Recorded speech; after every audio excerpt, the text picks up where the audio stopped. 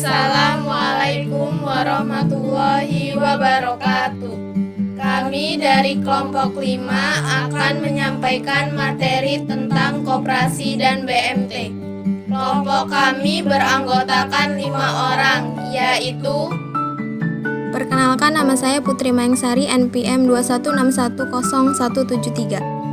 Perkenalkan, nama saya Nada Latifa dengan NPM 216100178. Perkenalkan, nama saya Cici Anjeli dengan NPM 2161079. Perkenalkan, nama saya Fadila Melani Cahya, NPM 216100183. Perkenalkan, nama saya Rahel Ravenska, NPM 216100214. Materi yang pertama, koperasi. Menurut Undang-Undang Nomor 25 Tahun 1992, koperasi dapat diartikan sebagai sebuah badan usaha, sekumpulan orang yang kegiatannya berlandaskan prinsip koperasi sekaligus sebagai gerakan ekonomi kerakyatan yang berasas kekeluargaan. Sementara itu, menurut Bapak Proklamator kita Muhammad Hatta, yang sekaligus menjadi Bapak Koperasi, koperasi adalah suatu jenis badan usaha bersama yang menggunakan asas kekeluargaan dan gotong royong. Sejarah mencatat bahwa gerakan koperasi di dunia dimulai pada pertengahan abad 18 dan awal abad 19. Saat itu, koperasi masih disebut dengan koperasi pra-industri. Gerakan ini lahir akibat dari revolusi industri yang gagal mewujudkan semboyan liberty, equality, fraternity. Liberty adalah kebebasan, equality adalah persamaan, fraternity adalah kebersamaan. Semboyan tersebut dianggap gagal karena revolusi industri tidak membawa perubahan terhadap kondisi ekonomi rakyat.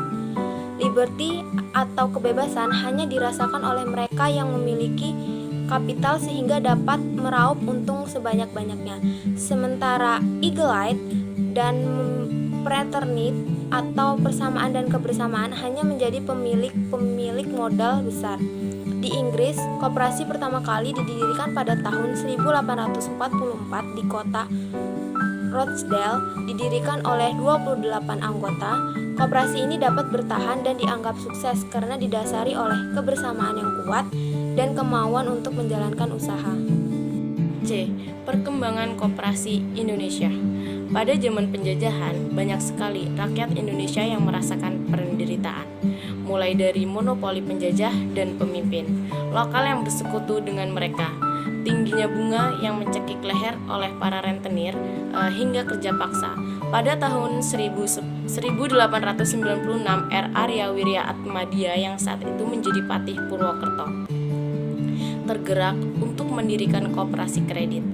Koperasi tersebut bertujuan untuk membantu rakyat yang terlilit hutang dengan cara memberikan kredit. Kemudian pada tahun 1911, Serikat Dagang Islam atau SDI yang dipimpin oleh H. Samanhudi dan HOS Cokro Aminoto menyebarkan impian-impian berdirinya toko koperasi yang menyerupai warung serba ada atau Waserda KUD. Fasilitas tersebut diagungkan oleh SDI untuk mengimbangi pemerintah kolonial Belanda yang memberikan kemudahan kepada pedagang asing.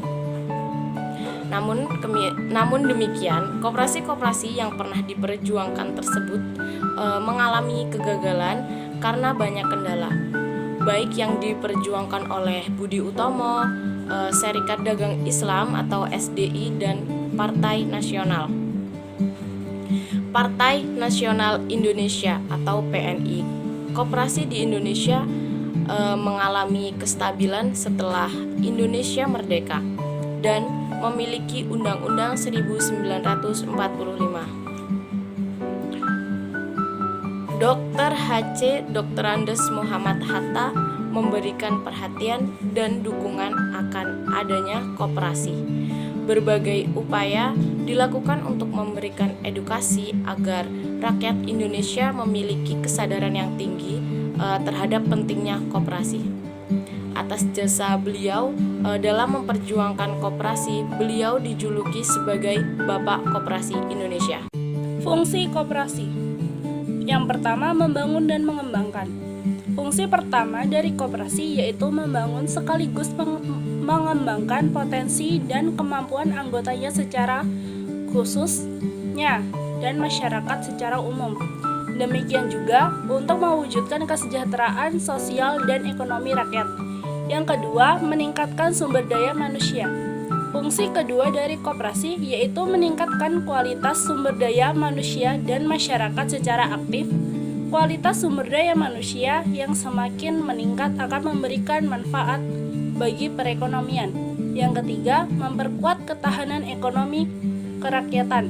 Fungsi ketiga dari koperasi yaitu memperkuat ketahanan ekonomi kerakyatan. Fungsi ini bisa dikatakan sebagai pondasi kekuatan dan ketahanan perekonomian nasional dengan menjadikan koperasi sebagai sokogurunnya. Yang keempat, mewujudkan dan mengembangkan perekonomian nasional. Fungsi keempat dari koperasi yaitu mewujudkan dan mengembangkan perekonomian nasional dengan menggunakan asas kekeluargaan dan demokrasi ekonomi. Tujuan koperasi: meningkatkan kehidupan ekonomi anggotanya, koperasi dan masyarakat di sekitarnya. Meningkatkan kesejahteraan ekonomi anggotanya, koperasi dan masyarakat di sekitarnya. Membantu pemerintah untuk meningkatkan kesejahteraan ekonomi rakyat yang adil dan makmur. Menjadi koperasi dalam perekonomian nasional. Membantu produsen dengan memberikan penawaran harga yang relatif lebih tinggi. Membantu konsumen dengan memberikan penawaran harga yang relatif lebih terjangkau, memberikan bantuan peminjaman modal kepada unit-unit usaha skala mikro dan kecil.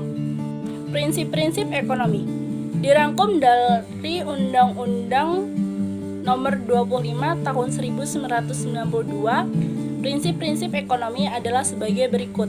Yang pertama, keanggotaan tidak dipaksa, oleh karenanya harus berdasarkan sukarela dan terbuka. Yang kedua, dalam pengolahannya, koperasi harus bersifat demokratis. Yang ketiga, pembagian hasil usaha diberikan secara adil sesuai dengan porsi kontribusi masing-masing anggota terhadap koperasi. Yang keempat, memberikan balas jasa terhadap pemberi modal sesuai dengan jumlah modal yang diberikan.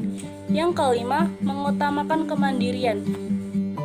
Dasar-dasar hukum koperasi. Yang pertama, terdapat UU Nomor 25 Tahun 1992 tentang perkoperasian. Yang kedua, terdapat Peraturan Pemerintah Nomor 17 Tahun 1994 tentang pembubaran koperasi oleh pemerintah. Yang ketiga, ada Peraturan Pemerintah Nomor 4 Tahun 1994 tentang persyaratan dan tata cara pengesahan akta pendirian dan perubahan anggaran dasar koperasi. Yang kelima, terdapat Peraturan Pemerintah Nomor 33 Tahun 1998 tentang modal penyertaan pada koperasi. Yang keenam, terdapat Kepmen Koperasi dan UKM Nomor 98 Tahun 2004 tentang notaris pembuat akta koperasi. Yang ketujuh, terdapat Permen dan UKM Nomor 10 Tahun 2015 tentang kelembagaan koperasi. Yang kedelapan, terdapat Permen Koperasi dan UKM Nomor 15 Tahun 2015 Usaha Simpan Pinjam oleh Koperasi. Yang kesembilan, terdapat Permen Koperasi dan UKM Nomor 9 Tahun 2018 tentang penyelenggaraan dan pembinaan perkoperasian. Yang ke-10, terdapat Kepmen Nomor 22 Tahun 2020 tentang tata cara penyampaian data debitur koperasi dalam rangka pemberian subsidi bunga atau subsidi margin untuk kredit atau pembiayaan usaha mikro kecil dan menengah dalam rangka mendukung program pemulihan ekonomi nasional. Ada beberapa jenis koperasi yang disebutkan di dalam UU Nomor 25 Tahun 1992 Pasal 15. Yang pertama, koperasi primer. Koperasi primer adalah koperasi yang didirikan oleh orang seorang serta beranggotakan lebih dari 20 orang. Yang kedua, koperasi sekunder. Koperasi sekunder adalah koperasi yang didirikan oleh koperasi yang beranggotakan koperasi juga. Jenis-jenis berdasarkan jenis usaha koperasi terbagi menjadi 4 jenis, yaitu yang pertama, koperasi produsen. Koperasi produsen adalah koperasi yang menyediakan sarana kepada produsen untuk melakukan produksi, berasal dari anggota dan ditawarkan dengan harga relatif lebih tinggi untuk kemudian dijual kepada anggota dan non-anggota. Yang kedua, koperasi konsumen adalah koperasi yang menyediakan kegiatan usaha berupa barang untuk kebutuhan anggota dan non-anggota. Yang ketiga, koperasi jasa adalah koperasi yang menyediakan jasa kecuali simpan pinjam untuk kebutuhan anggota dan non-anggota. Dan yang terakhir, keempat, ada koperasi simpan pinjam. Adalah koperasi yang melayani anggota dan non-anggota dengan melakukan jasa simpan pinjam sebagai satu-satunya kegiatan usaha lembaga. Keuntungan menjadi anggota koperasi. Yang pertama, anggota koperasi berhak mendapat pembagian sisa hasil usaha atau SHU.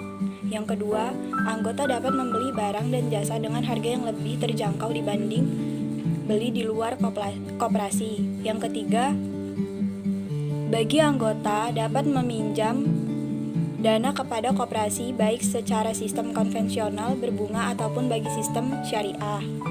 Dan yang terakhir, keempat, anggota bisa mendapatkan pelatihan entrepreneur dan memperluas jaringan bisnis. Dengan demikian, Anda bisa berkembang menjadi pribadi yang lebih baik.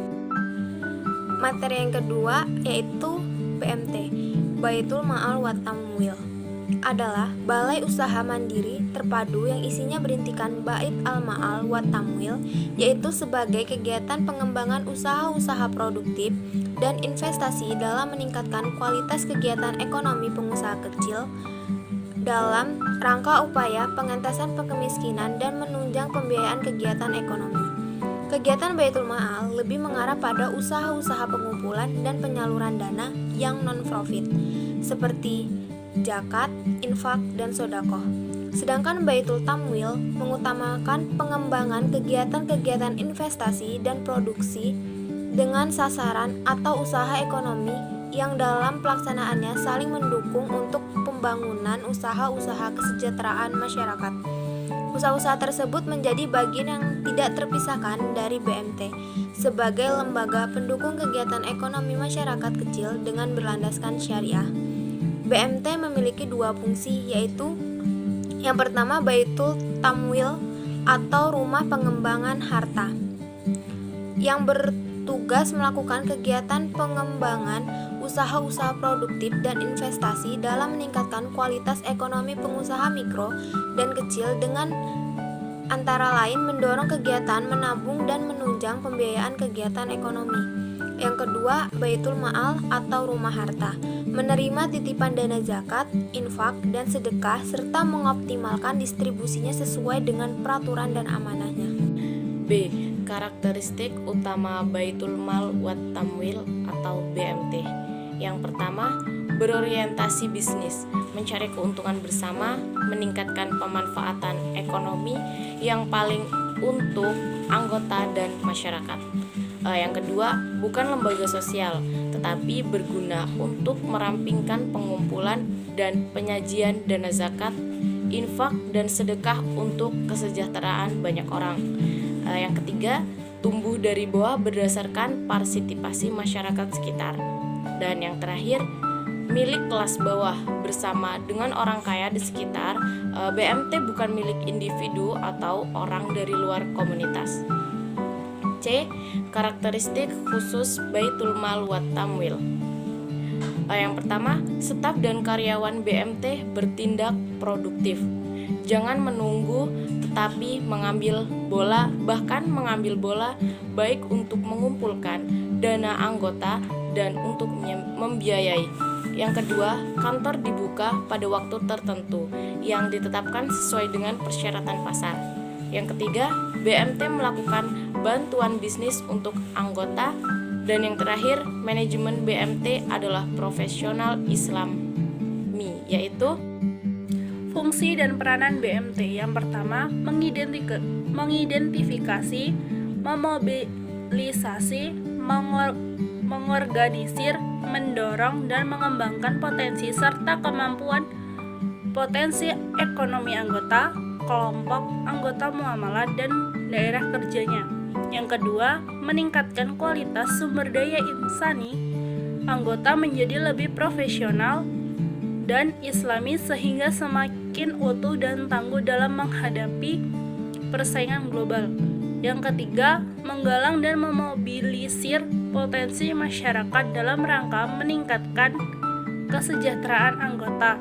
Yang keempat, menjadi perantara keuangan atau financial intermediary antara Agnia sebagai sohibul ma'al dengan duwafa sebagai mudarib, terutama untuk dana-dana sosial seperti zakat, infak, sedekah, wakaf, dan hibah. Visi Baitul Ma'al wal Tamwil. Visi BMT adalah untuk mewujudkan kualitas masyarakat di sekitar BMT yang aman, damai, dan sejahtera dengan mengembangkan bisnis BMT yang semakin berkembang, dipercaya, aman, nyaman, transparan, dan hati-hati. Misi Baitul Ma'al wal Tamwil. Misi BMT adalah mengembangkan BMT yang maju, berkembang, dipercaya, aman, nyaman, transparan, dan hati-hati sehingga kualitas masyarakat di sekitar BMT terwujud yang aman, damai, dan sejahtera. Sifat BMT. BMT bersifat usaha bisnis mandiri yang ditumbuh kembangkan secara swadaya dan dikelola secara profesional.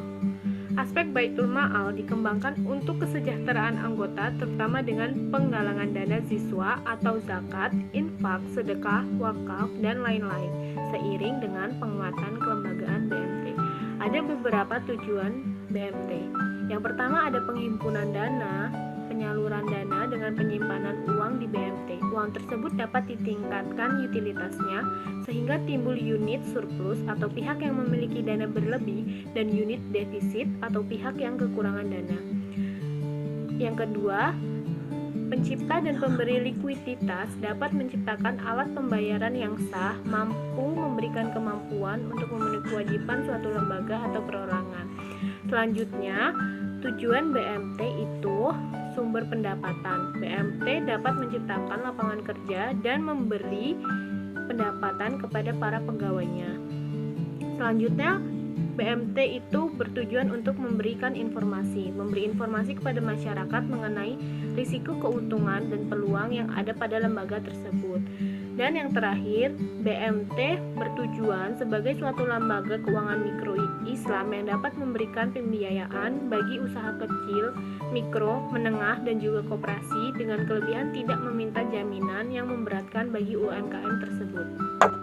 Asas dan landasan BMT. Yang pertama, kelompok swadaya masyarakat yang berada di bawah pengawasan Pinbuk berdasarkan naskah kerjasama Yinbuk dengan PHBK sampai Bank Indonesia. Yang kedua, berdasarkan hukum koperasi yaitu dibagi menjadi 3. Yang pertama, Koperasi Simpan Pinjam Syariah atau KSP Syariah.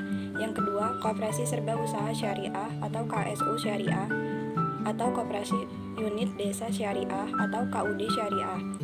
Yang ketiga, unit usaha otonom dari koperasi seperti KUD, Kopontren atau lainnya. Sekian materi yang disampaikan oleh kelompok kami. Kami akhiri. Wassalamualaikum warahmatullahi wabarakatuh.